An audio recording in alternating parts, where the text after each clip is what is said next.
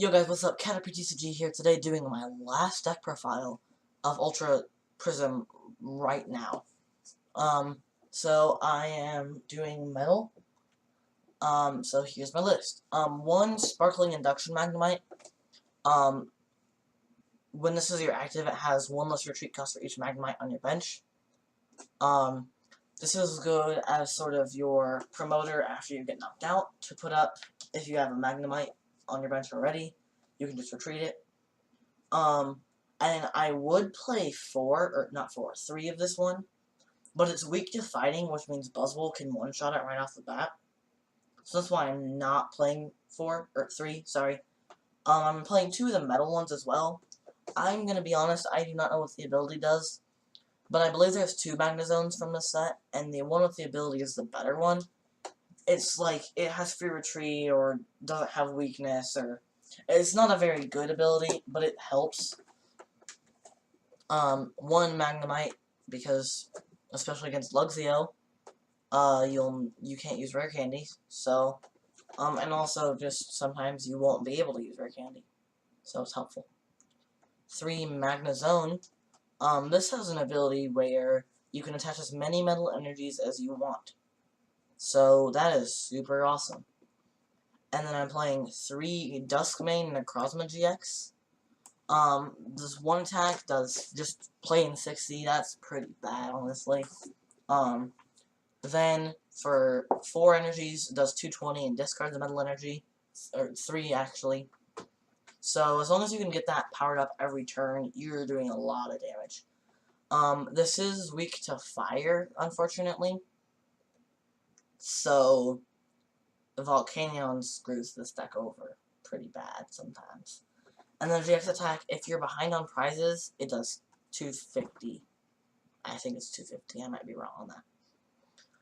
One Dialga GX, this is a GX attack that you want to use, and this is pretty much only here for the GX attack.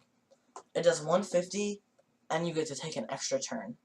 So, you do 150, and then, oh look, it's my turn again, which is pretty much the only reason it's in here at all. 1 Prism Star Solgaleo. I don't actually remember what this card does. It's pretty good though. If I remembered what it did, I could tell you, but I don't. But I remember it's useful.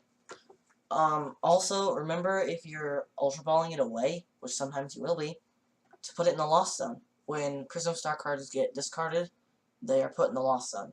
So just remember that. 2 Tapu Lele GX. This is to use Wonder Tag. You'll have a lot of stuff on your bench, like you'll have a Magnezone and Necrozmas and Magnemites and Dialga. So really 2 is really all you need. You can play 3 and probably take out Dialga or Necrozma GX. And play 3, but I'm not sure. And we play the 3N, 3 Sycamore, 2 Cynthia count of draw support. This is, once again, something that doesn't really matter too much, as long as you play 8 to 9 draw support cards in the deck.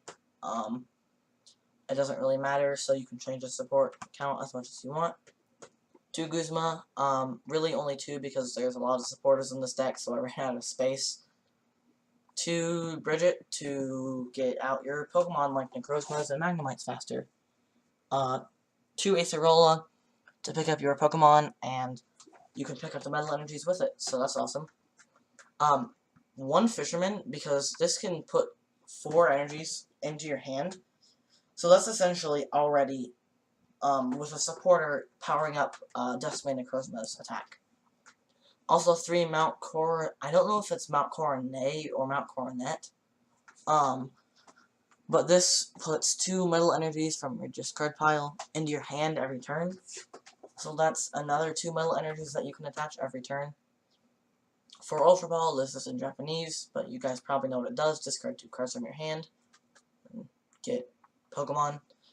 For Rare Candy, if the Luxio deck becomes super relevant, I would drop a Rare Candy for a what's the middle one? Magneton? I think that's what it is. But But if the Luxio deck isn't very relevant, then I would just go ahead and play for Rare Candy. What Rare Candy does is it allows you to go from a basic to a stage 2 and skip the middle evolution. So that is very useful. 3 Choice Band to enhance your damage and make it even higher. I find that Choice Band actually isn't that useful in the deck, but it is useful enough to include it, if that makes any sense at all. 2 Field Blower.